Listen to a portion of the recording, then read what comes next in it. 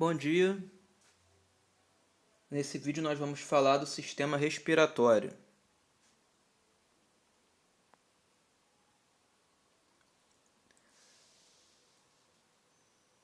O sistema respiratório tem a função de realizar a troca de gases respiratórios entre o sangue e o ar.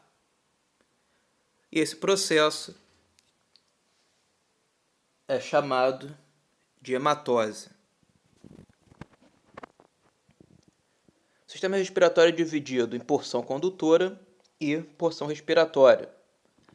A porção condutora compreende o nariz, sendo o nariz externo e a cavidade nasal, a faringe, a laringe, a traqueia, os brônquios e os bronquíolos. E a porção respiratória corresponde aos pulmões, especificamente aos ductos alveolares e aos alvéolos, que é onde vai ser feita realmente a troca dos gases entre o sangue e o ar.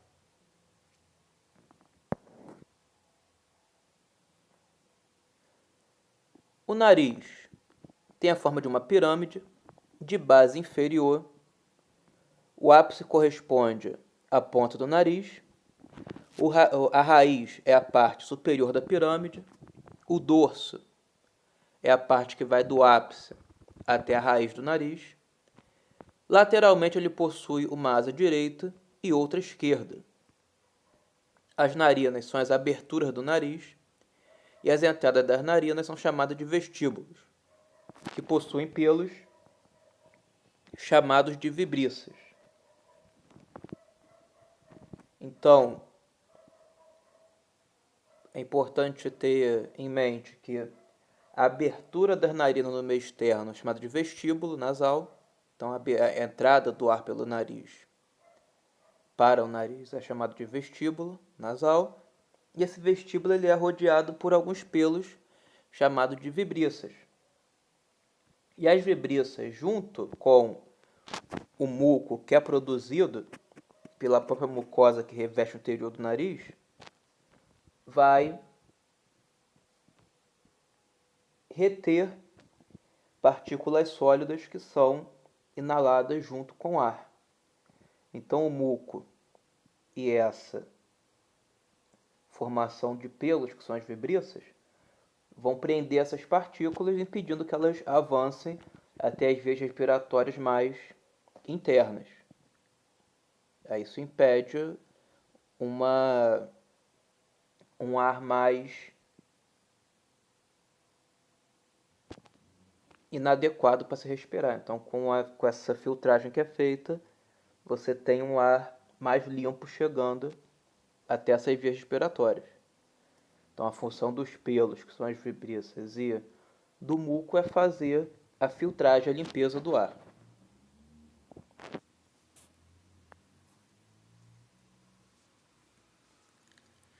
Então, nós vemos aqui o nariz, evidenciando a raiz, o dorso, o ápice, a narina e a asa do nariz.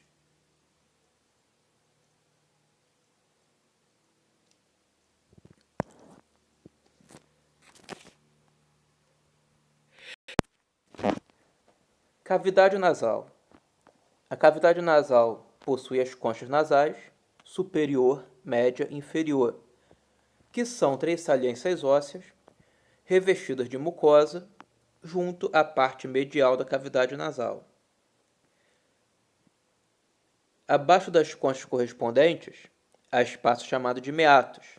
Há, portanto, 3: meato superior, o meato médio e o meato inferior. Separando a cavidade nasal em 2 compartimentos, um direito e um esquerdo, encontra-se uma estrutura de constituição osteocartilaginosa, que é o septo nasal.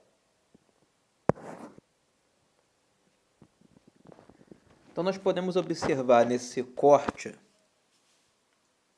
sagital da região da cavidade nasal que o interior dela possui 3 elevações, que nós podemos ver aqui, chamados de corneto superior, corneto médio e corneto inferior. Esse termo corneto é um nome antigo da anatomia que se usava para concha. Então, hoje em dia não se usa mais corneto nasal, sim concha nasal. Então, só concha nasal média, concha nasal superior e concha nasal inferior. E essas conchas nasais, que têm esse revestimento de mucosa, elas vão ter a função de, enquanto o ar passa, melhorar a qualidade do ar. De que maneira? Elas vão aquecer e umidificar o ar que passa pela cavidade nasal, tornando ele mais adequado. E os meatos nasais superior, médio e inferior são os espaços por onde o ar passa. Então o ar vai passar por entre esses meatos, entrando em atrito com a mucosa das conchas nasais, e nesse atrito esse ar vai ser umidificado e aquecido.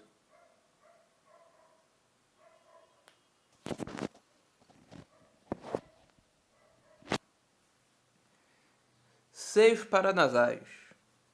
Os seios paranasais são cavidades intraósseas, revestidas de mucosa respiratória, encontradas em alguns ossos da cabeça, os quais estão situados em torno da cavidade nasal.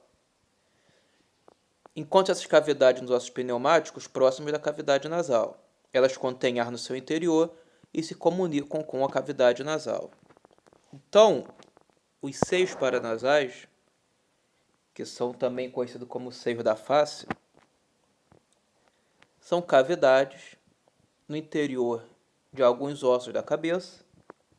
E essas cavidades têm um revestimento de mucosa, igual à mucosa nasal, e também tem comunicação com a cavidade nasal. Então, eles vão ter canais que se abrem na cavidade nasal, portanto, eles têm comunicação.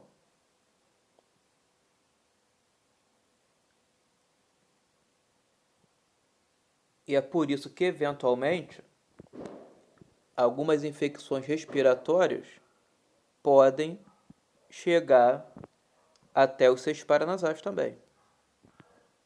E quando isso acontece, se tem o quadro que é conhecido como sinusite.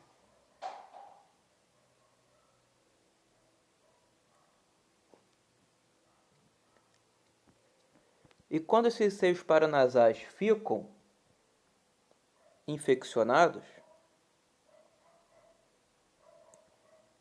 eles vão ter um preenchimento parcial por líquido, por secreção.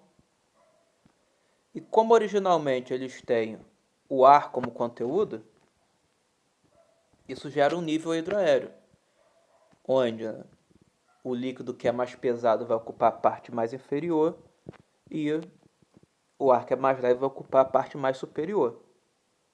A partir disso se tem uma noção do grau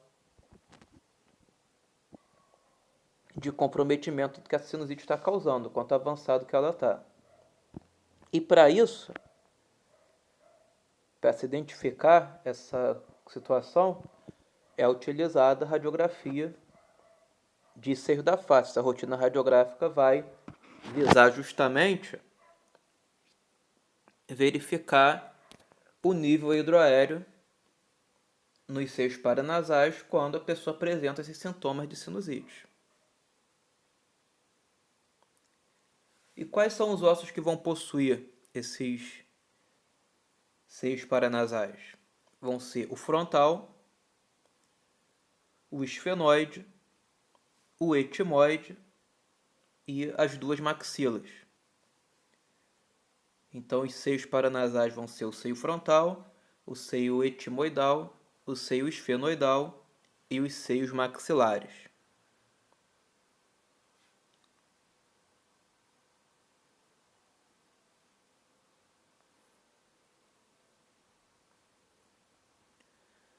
Faringe.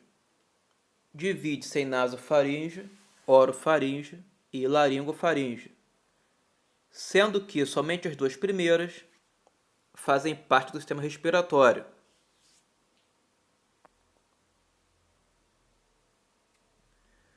Então, nós observamos aqui no corte sagital. Então,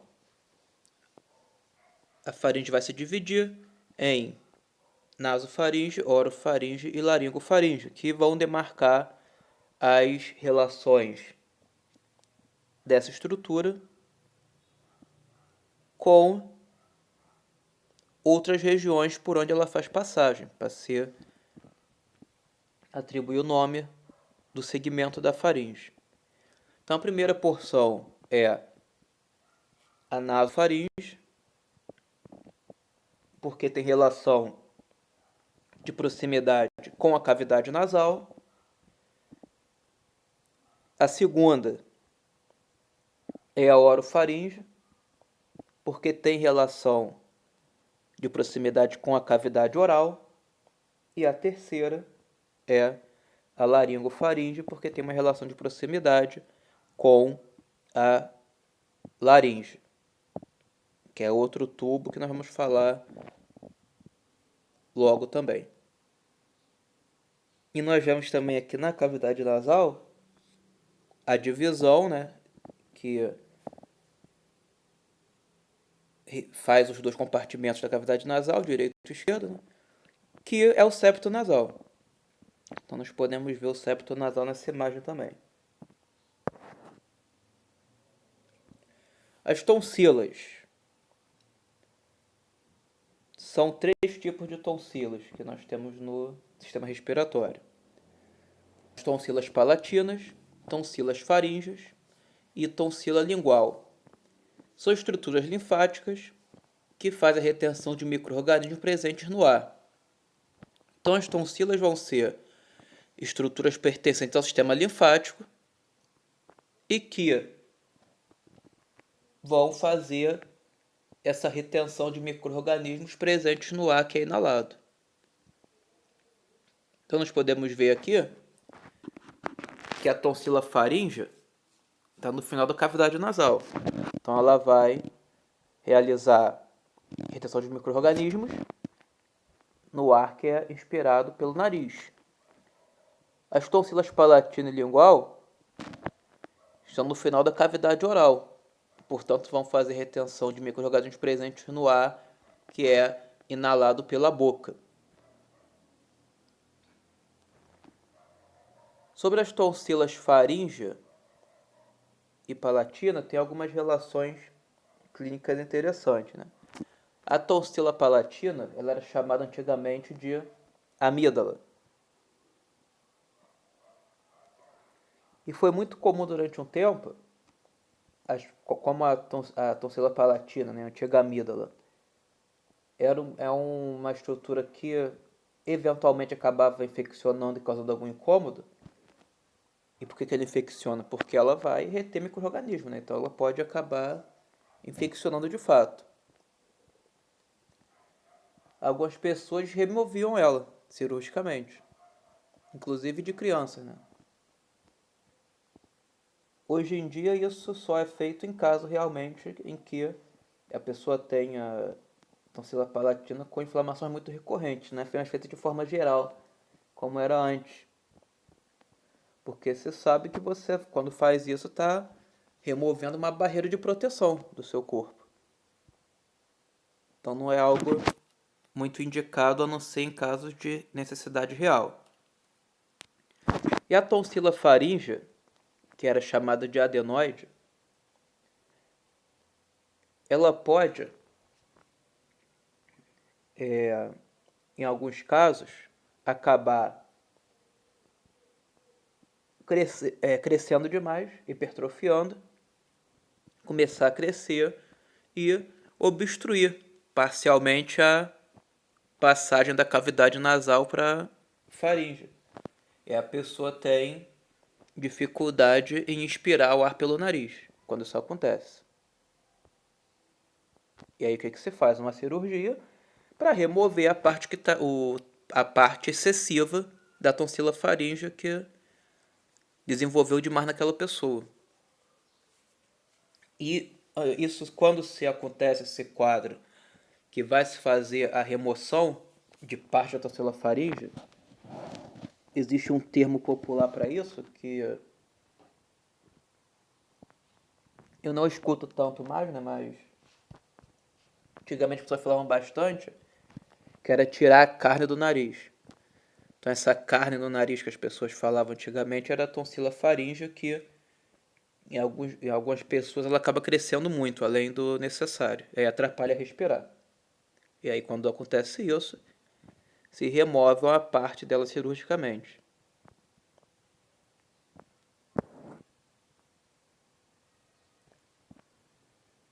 A laringe, uma estrutura rígida, presente na região cervical anteriormente, é composta por cartilagens e pelo osso hioide.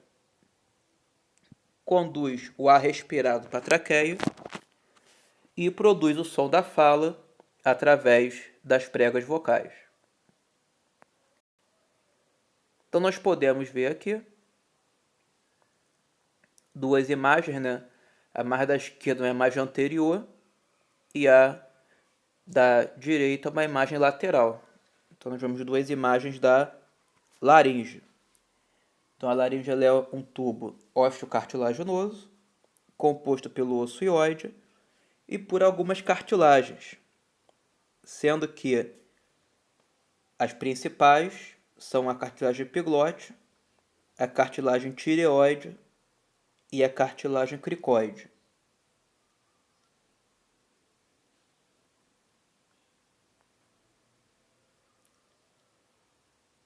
Aí nós observamos aqui a laringe num corte sagital. E nesse caso fica possível ver que no interior dela existem estruturas chamadas de pregas vocais. E essas pregas vocais, que vão ser 4 no total, né? Aqui nós só estamos vendo 2 porque, como corte sagital, ela acaba que as outras 2 ficaram na metade que nós não estamos vendo. Então nós estamos vendo aqui somente as 2 da direita, as 2 da esquerda não. Mas no total são 4. Se você olhar bem abaixo aqui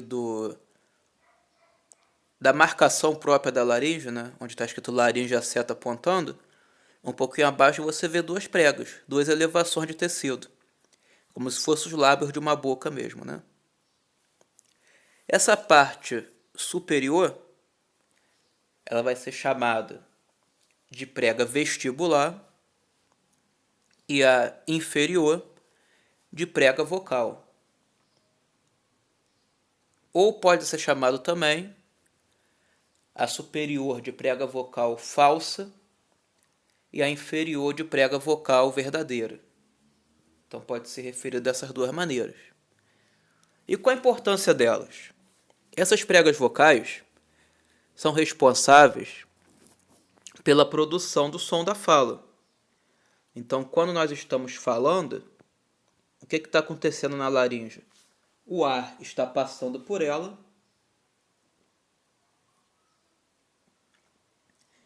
e a vibração das pregas vocais produz o som da nossa fala. Então, essa vibração das pregas vocais que vai permitir a fala.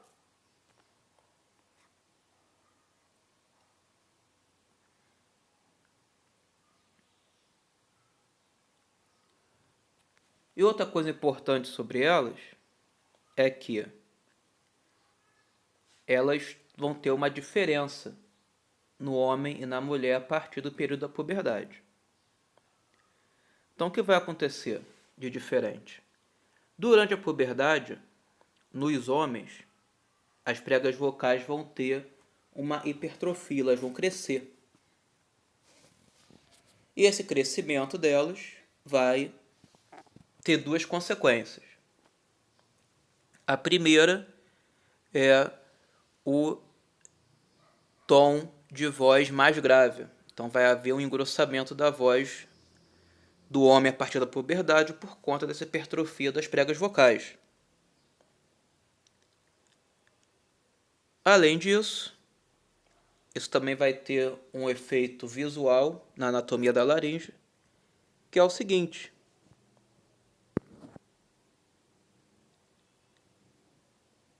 a parte mais anterior da laringe,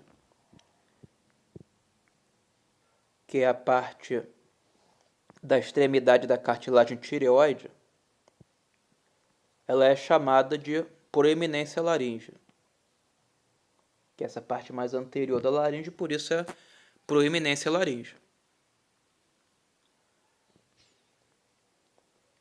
Era chamado antigamente de pomo de Adão. Hoje o nome correto é proeminência laríngea.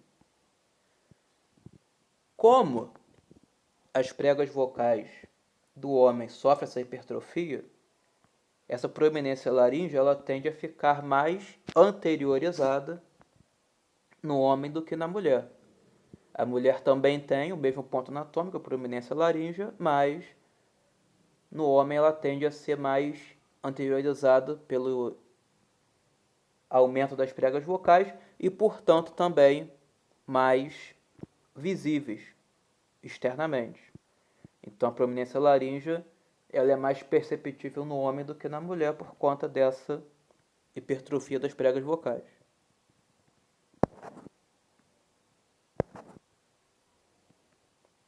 E aqui nós estamos vendo uma imagem da laringe com as pregas vocais parcialmente fechadas, elas vão ficar nesse movimento de fechar e abrir, permitindo a passagem do ar e com a vibração delas o som da fala é produzido.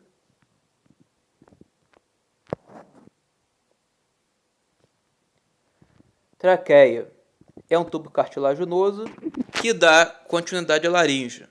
É formado por diversos anéis semicirculares, dá origem aos brônquios principais direito e esquerdo, que penetram cada um no pulmão correspondente. Então nós vemos aqui a traqueia e os brônquios principais direito e esquerdo. Cada brônquio principal vai se ramificar em brônquios secundários,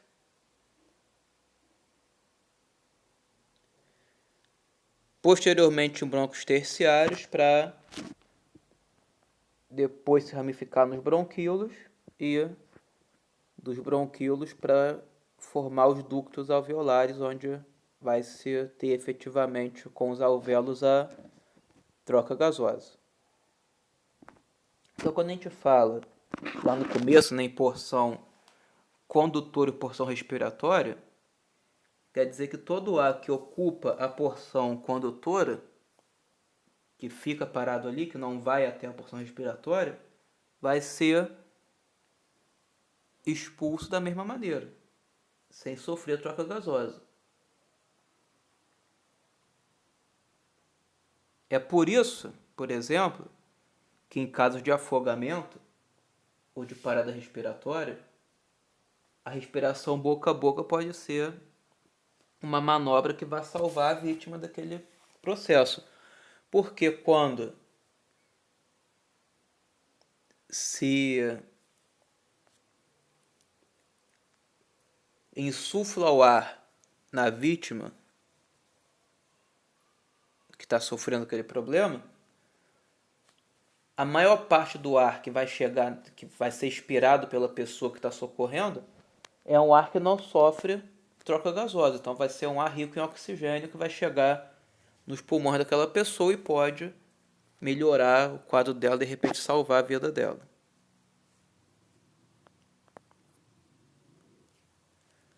Os pulmões são órgãos esponjosos localizados no tórax que se dilatam e retraem de acordo com a pressão do ar externo e interno.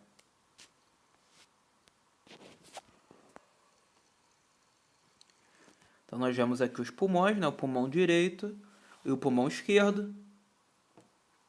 Há algumas características anatômicas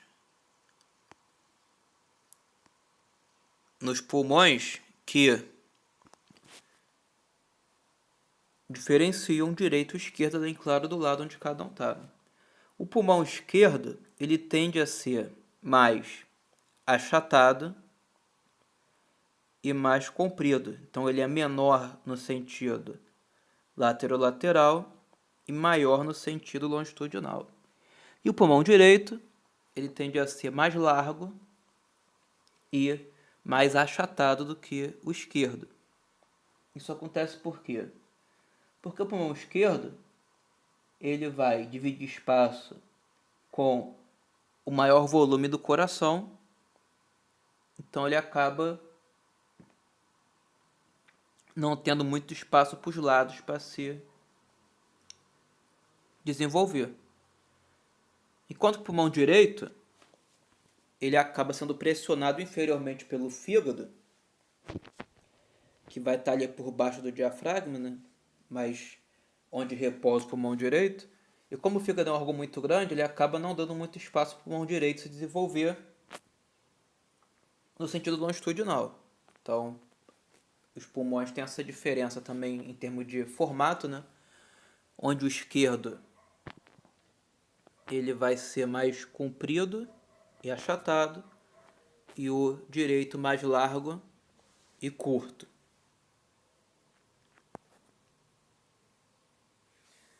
E aqui nós podemos ver duas tomografias de tórax, né? Comparando dois pulmões. Então nós temos na imagem de baixo os pulmões saudáveis e na imagem de cima os pulmões com pneumonia. Então na pneumonia você vai ter esse acúmulo de líquido nos pulmões. E o que acontece aqui? Essa imagem específica de uma pneumonia causada por Covid-19, pelo novo coronavírus, né? E aí, quando você tem essa doença avançando para esse quadro, o que vai acontecer? Na pneumonia, eu vou ter essa secreção líquida ocupando os alvéolos pulmonares, e isso causa dificuldade para respirar. E a depender do grau de alastramento da pneumonia, isso pode acabar sendo fatal para a pessoa. Mas qual a diferença dessa pneumonia viral, né, para uma pneumonia bacteriana? A questão é que a pneumonia bacteriana você tem antibiótico para combater, então a recuperação acaba não sendo tão lenta em alguns casos. Agora, nesse caso onde o causador é um vírus, você não tem o efeito medicamentoso ainda comprovado que seja efetivo, embora tenha testes se fazendo, enfim, mas a princípio essa pessoa vai precisar de um respirador mecânico, já que ela não consegue realizar movimento respiratório independentemente por conta do volume de líquido muito grande no pulmão dela. E o que se pode fazer é o entubamento, é deixar ela com o respirador artificial, enquanto o próprio organismo dela vai desenvolver defesas para poder combater o vírus. Isso pode demorar bastante tempo.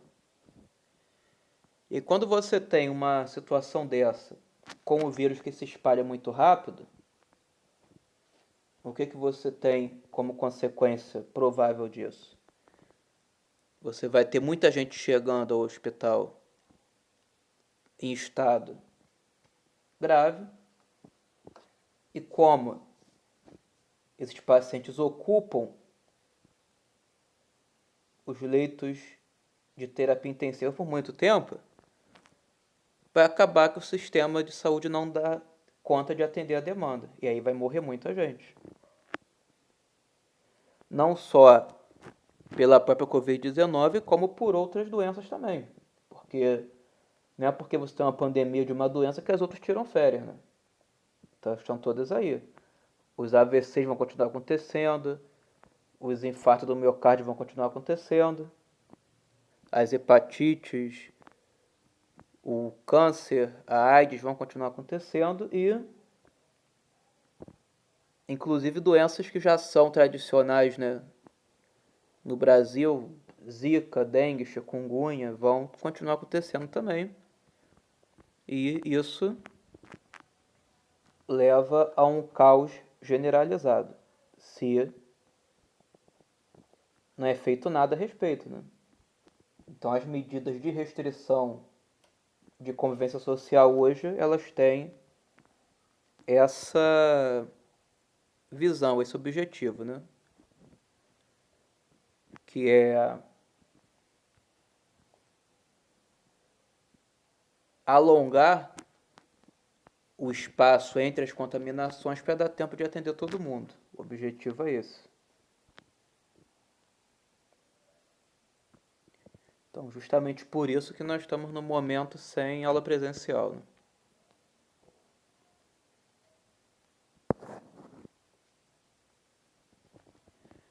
Mecânica da respiração.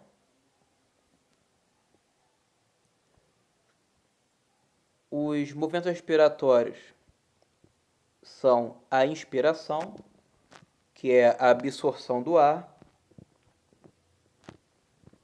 e a expiração, que é a eliminação do ar.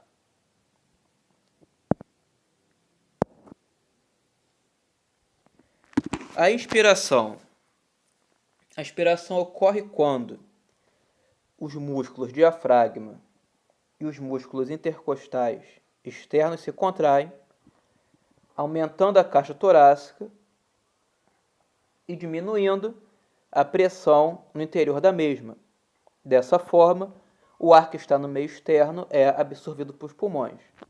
Então, o ar ele tem uma tendência natural de migrar do meio de maior pressão para o meio de menor pressão. E quando você diminui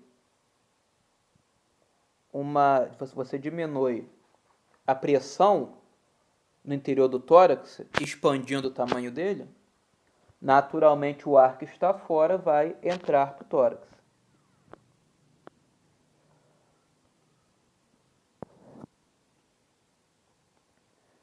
A expiração. A expiração ocorre com o relaxamento do músculo diafragma e dos músculos intercostais externos, fazendo com que a caixa torácica retorne ao seu tamanho normal.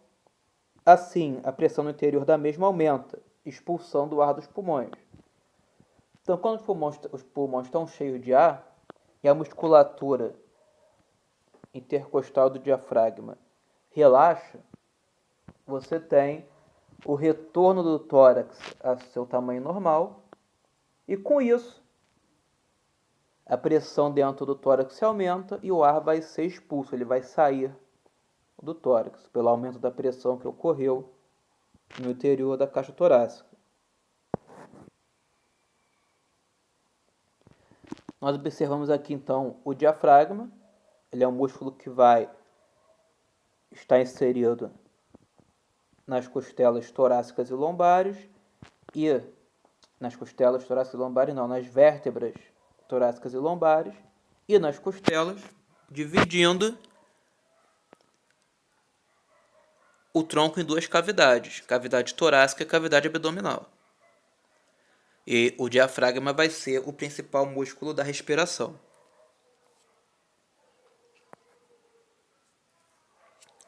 E aqui nós estamos vendo a imagem dos músculos intercostais que ficam localizados entre as costelas.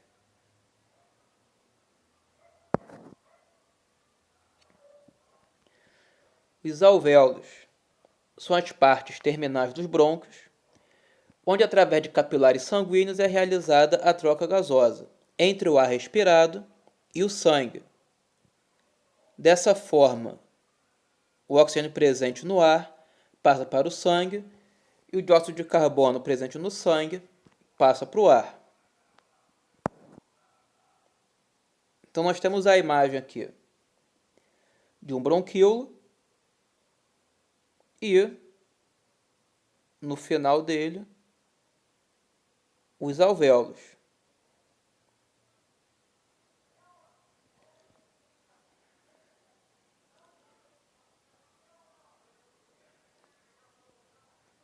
Esses alvéolos vão ficar aglomerados, né? E nesse entorno deles vão existir capilares sanguíneos.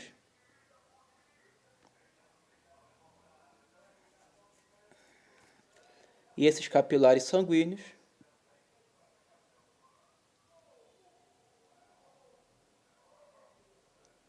que circundam os alvéolos vão junto com eles realizar a hematose, a troca dos gases respiratórios. De que maneira? O sangue que está chegando ali, pelo vaso que vem da artéria pulmonar, está predominantemente rico em dióxido de carbono. Enquanto que o ar que está no alvéolo está predominantemente rico em oxigênio. E o que vai acontecer? A gente vê aqui na imagem ampliada. Nos capilares vai ocorrer essa troca. Então, o dióxido de carbono que está em maior concentração no sangue vai passar para o alvéolo. Enquanto que